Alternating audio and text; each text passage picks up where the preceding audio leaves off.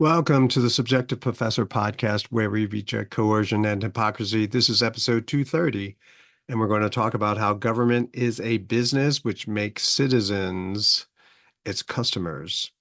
So, my seventh grade class, we're going through early American history, and we read through some short explanations of early life in the Americas. And so we compared English colonies with French colonies, with Spanish colonies, and there was a small mention of Dutch colonies, and barely a mention of Swedish colonies. But anyway, so in the English colonies, they allowed colonists so the crown allowed colonists to set up local governments and representative assemblies, and also to be able to tax themselves as long as they didn't fight against the crown. In French colonies, they were fully subject to the king. They had no political rights or representative government, and public meetings were only with permission, which is kind of almost hard to imagine. Nevertheless, that's what it was.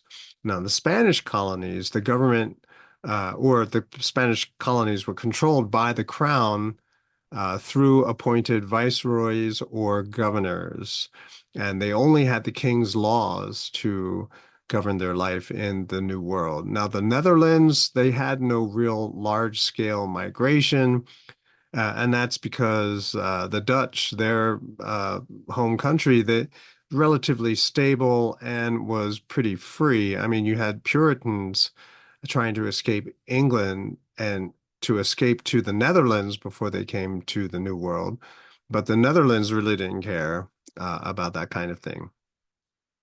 Now, religiously speaking, the English colonies were mostly not Catholic, and probably should be better to say non-Anglican, right? Because the Brits, they separated from the Catholic Church when King Henry VIII had that heir problem, right? He's trying to have a male heir and kept getting a divorce. So they were non-Anglican, right? The official religion of England, on and off.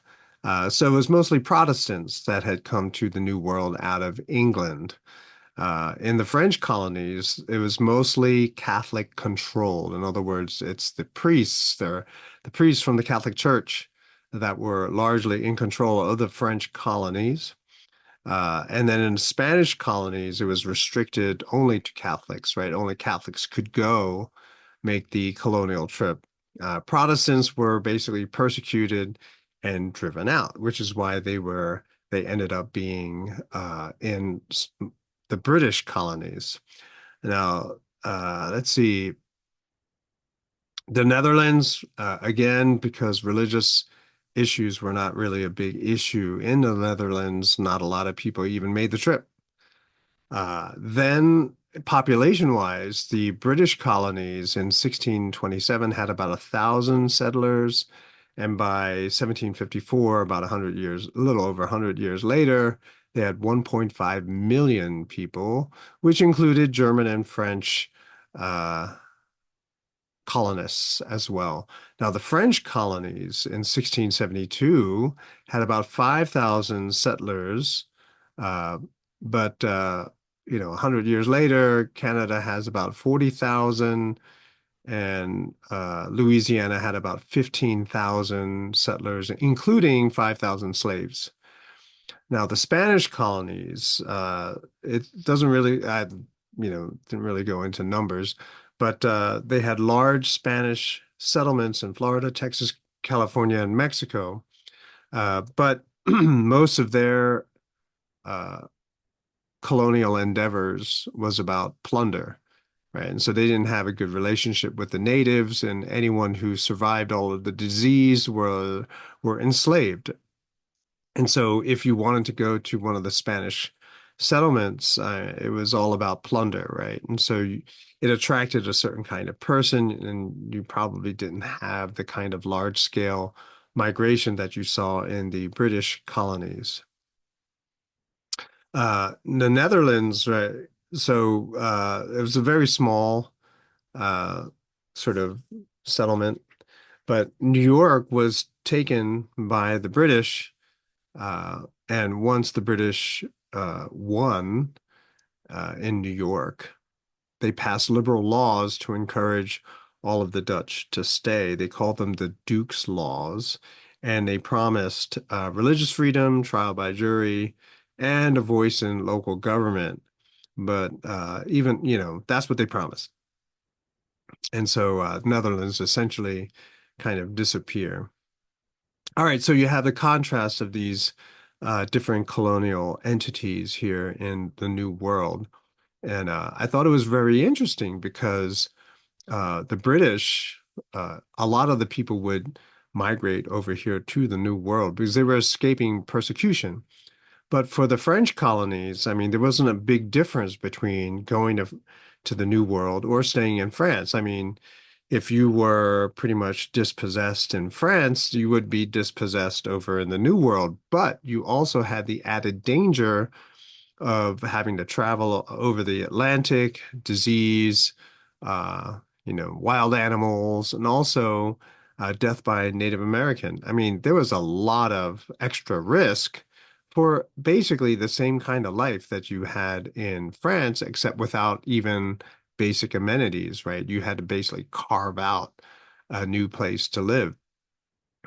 Spanish colonies, um, there was no difference. You had the king's laws in Spain and you had the king's laws in the New World as well. And it was a hard life, right? Because you were busy enslaving people to work in these dangerous mines, so it wasn't really a kind of life for a family, right? So that didn't attract a lot of people as well.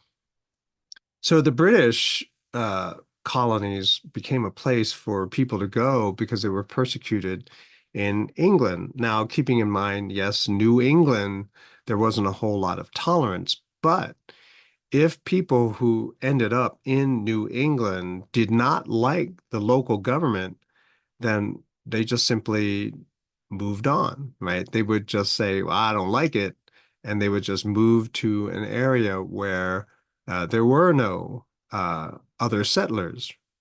Of course, there's a lot of danger. They had to somehow make peace with natives, with the Native Americans. But a lot of those early colonialists who didn't like the Puritans in New England, they went south to Rhode Island, right, and started other areas, settled other areas down there. So in other words, if a local government was not very appealing, people just go out into one of the unsettled areas and then just start living there with their own set of rules. Uh, so basically, um, New England was more focused on religious purity rather than population growth. Pennsylvania was the most tolerant, the most free, and therefore had the most growth population-wise. The more people that you had living in your colony, chances of survival increases, chances of having the ability to defend yourself against Native Americans increases. You have more people, which means you need more businesses to supply the needs of the people who are there, but also you have more labor in order to carry out um, the function of a lot of these businesses. So all of these businesses pop up to support the needs of all the colonists, and plus you're free. You get to keep your profits. You get to be relatively free, especially if you're coming from a place where there's religious persecution. This is very, very attractive for you, not just for people in England, but from other parts of Europe who decide to go to the New World. So we have to realize that the situation here in early colonial America is that if you did not like the local government, you left. And that deprived the local government of having people to rule over, to govern, which might mean less revenue, uh, tax revenue would also decrease, and you kind of had a harder time maintaining your town or your region wherever you were. So governments back then had to respect the people. They had to provide guarantees of freedom. They had to allow people to have some sort of representation, to be able to have public meetings, to be able to get together to talk about issues unique to the colonial living, right? They had to address immediate concerns like defense.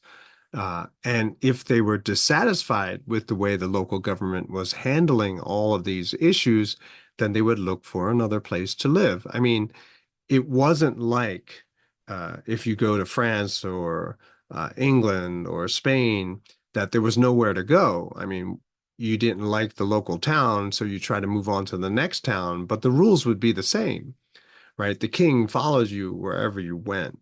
But here in the new world, if you didn't like even the tax law, you just simply move to a place that is not governed by that tax law. And so you didn't want that as a government. You wanted more people to stay near where you are because of all the added benefits of security, population, your labor, right? The work of the colony becomes more profitable, right? And so it becomes more attractive for even other people to come and live there. So governments really had to respect the people. They had to have houses of burgesses, right? House of burgesses, or that is representation. You had to promise people lots of freedom. And so, in that way, anyone who was appointed or had power or had or was appointed as a ruler or a governor, they had to always keep in mind the desires of the people. Otherwise, no one would come to their territory. Religion becomes a big deal, right? The more free you are, religiously speaking, then the more people would come to your state because they know that they didn't necessarily have to have religion. They didn't necessarily have to have the same religion as the initial settlers in that area. And that was the problem that New Englanders were running into, right? They were Puritans. They wanted a very strict, practice of Christianity, which basically meant if you were not into that kind of thing, then that's not the place to go. And so they suffered from a lower population increase than Pennsylvania, which, if you think about it, becomes a model for all the other colonies, right? The way to attract more people is to allow for more freedom. So the lesson is that migration is very, very important, right? So even back then, the ability to escape persecution was very important, was very, very attractive. So people in England who didn't like the government there, they suddenly had the opportunity to escape everything that they perceived was oppressive. Yes, there was a lot of danger. Yes, there was a lot of risk. And the probability, especially in the earlier years, the probability of death is very high.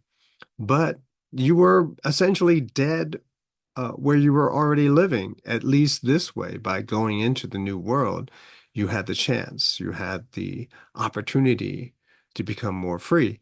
And the chances of staying alive increased as time went on.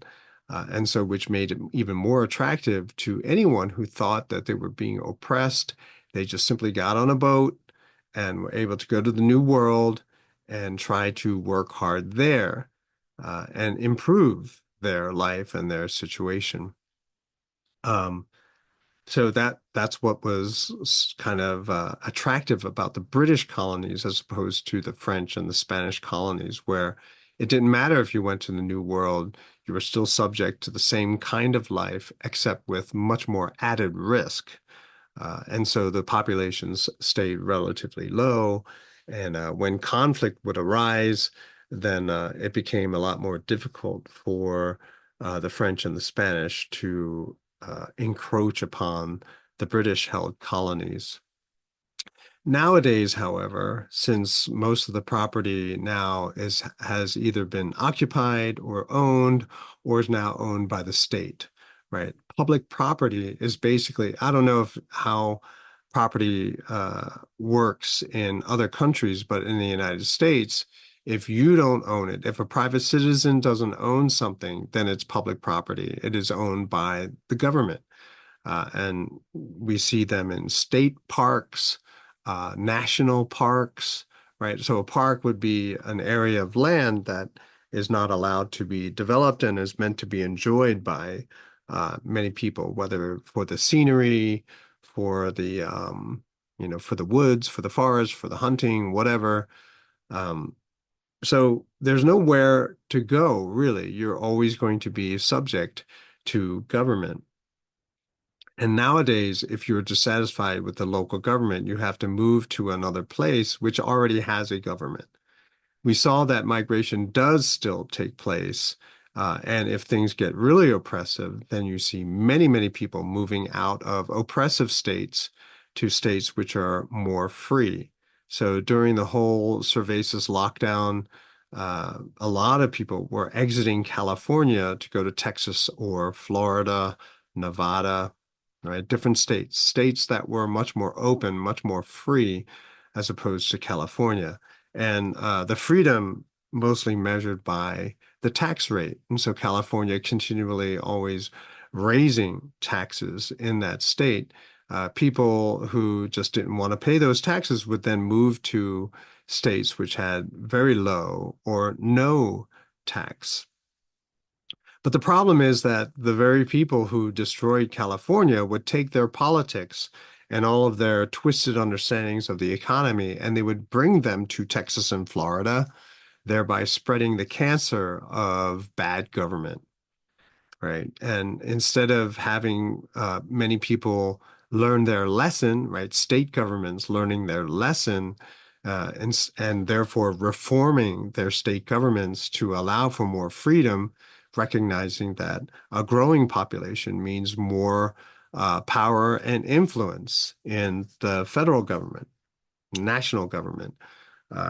But instead of focusing on increasing growth, protecting freedom, what we see is increase in the growth and reach of the federal government.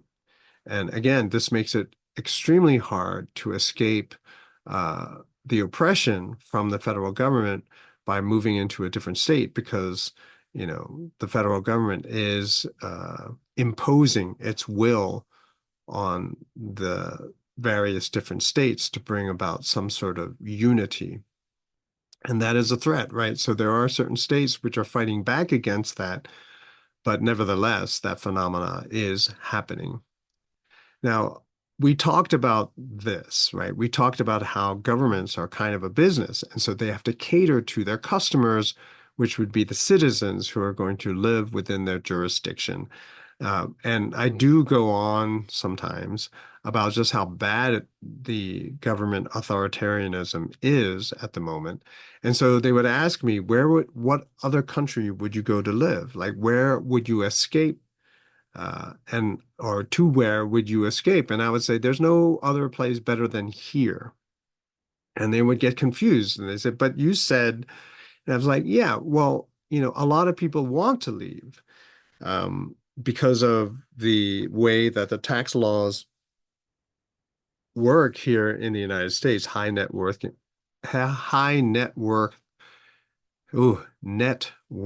individuals, they want to leave because they don't want to be taxed. Gerard Depardieu, who is an actor in France, he moved to Luxembourg, I think, right, to escape the higher tax rates of France, right? And that's what people do. If they don't want to pay the taxes, they move to a low tax country. But when they do that, they have to renounce their citizenship. And so I remember tracking how many people were renouncing their citizenship. In 2010, 10,000 Americans renounced their citizenship. 10 years later, in 2020, it's 20,000 per year, right? In that year, renounced their citizenship. And that's because the United States taxes you no matter where you live, no matter where you're working.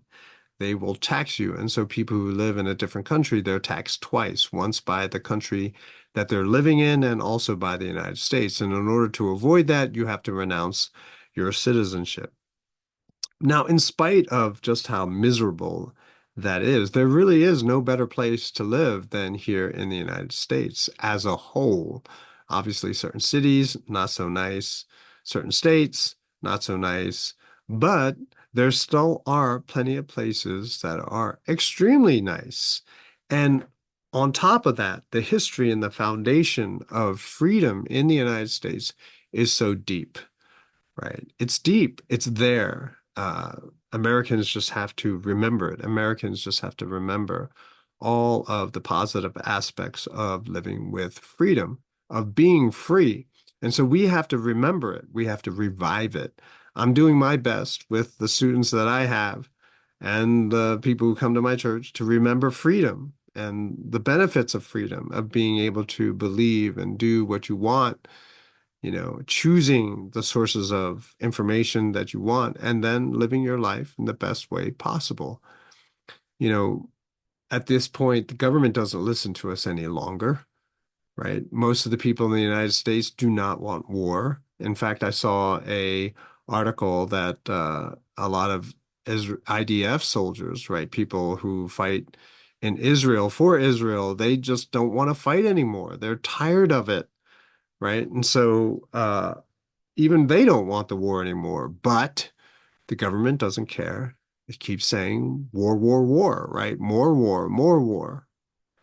And in conclusion, it reminds me of that line in V for Vendetta, that movie, where the government creates a disease to create a panic so that they can seize lots of power and enrich themselves. Interesting plot, don't you think? But there's a line in there where the protagonist says, people should not be afraid of their government. It's government that should be afraid of its people and therefore should have to listen to their people. Now, if we remember that we are the customers and government is there to serve us, if more and more people remember this, then perhaps we can pursue justice, uh, have the kind of government that we need to be able to preserve our freedoms and to promote peace. That's it. I hope you have a fantastic weekend. I will talk to you next time.